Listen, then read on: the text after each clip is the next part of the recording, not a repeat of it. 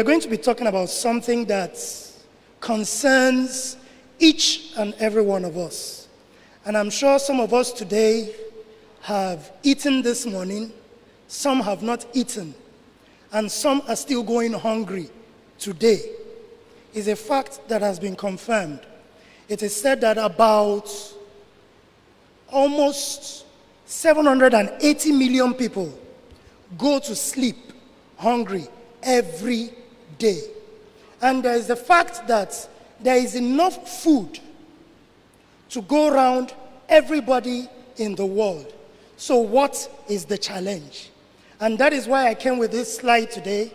I want to thank the church leadership for the opportunity given to me and the empowerment department for giving me this opportunity also to speak. The title of my slide is Growing a Sustainable Home Garden, a call to urgent action. This has to do with each and every one of us. A lot of people will say, how do I start? Where do I start? I don't have the space. I don't have the land. But the truth is, with the technology available today, you can grow your food anywhere in any space. And I mean anywhere in any space. So I tagged my slide, the GROW system. It is titled the GROW system.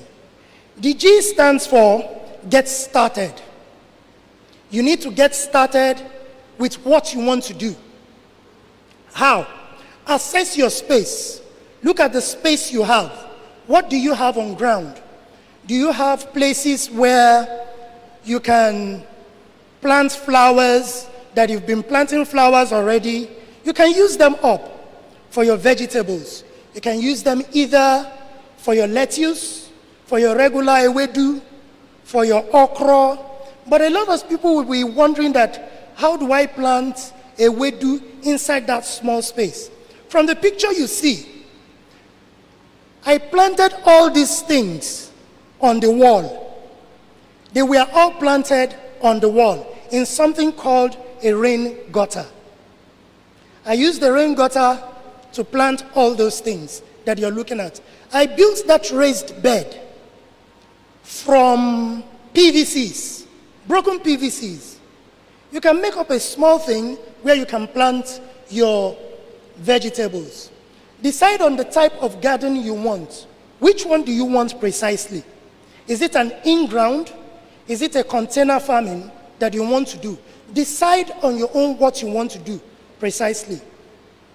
And that leads us to the next slide, please. It says, research and plan. You need to research what you will plant. How long will it take to grow? What is the depth of the roots?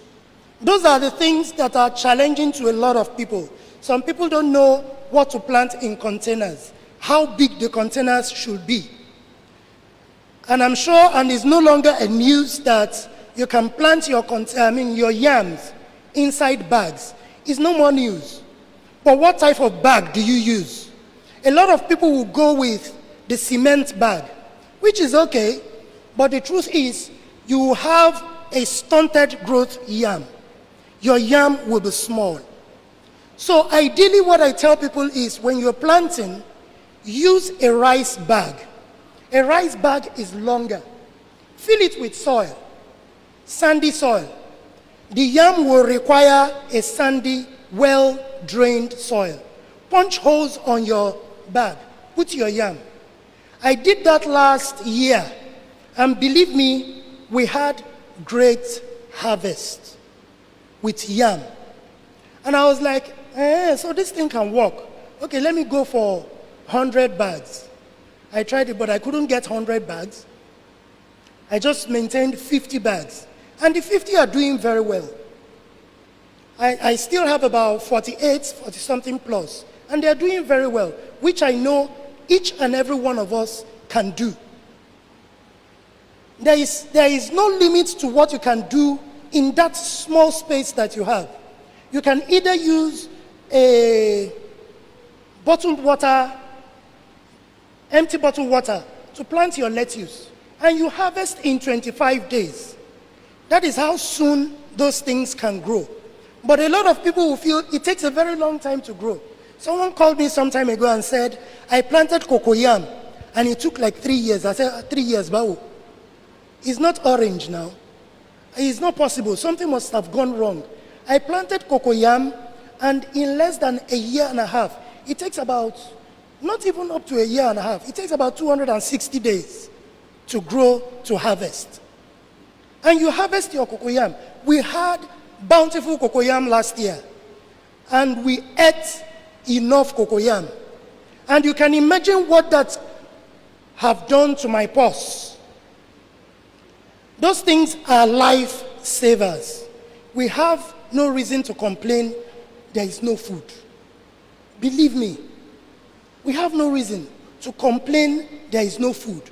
If you have a space, no matter how small, you can grow your food. You can grow a food that will last your family. If you have excess, then you can think of selling your produce. That will take us to the next slide, please.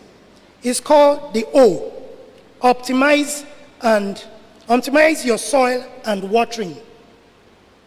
A lot of people don't know type of soil they will use. And I will give you this quick tip. If you want to test your soil, get a jar, a glass jar. Take a portion of your soil, pour it inside that jar, put a little detergent inside it, shake it vigorously, and allow it to rest for like 24 hours. By the time you come back the next day, the water would have settled. So you know the level of silt, the level of sand, and the level of clay. Your clay will definitely be around the middle, your silt will be on top, then your sand will be at the base. Measure it with a ruler. If you have equal parts of those things, then you have a well-stabilized soil. Then if there is one that is missing, that is lower, you know what to amend your soil with. That is a tip on how to optimize your soil. Then use compost, your kitchen scraps, your banana peels, your garden clippings. They are forms of fertilizers. Time will not permit us, we will not talk about how to do all those things.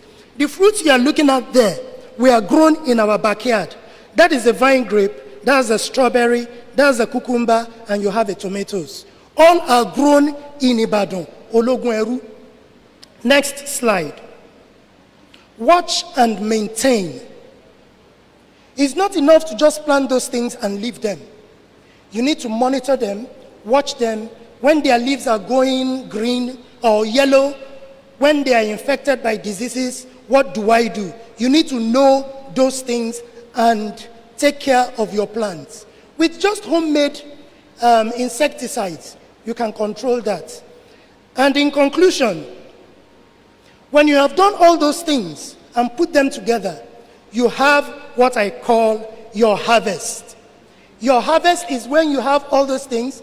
That is me in the farm, don't mind me. That is our cocoyam there on the slide. That is granules that I planted. That is our vegetable. Therefore, everything was planted in Ologun Eru, Ibadan. So, when you have your harvest, what I'll tell you is, the challenge there is when you have excess, then you can turn your harvest into a business. So hopefully by next week, we will continue with how you turn your harvest into a business. Thank you for listening, and God bless you.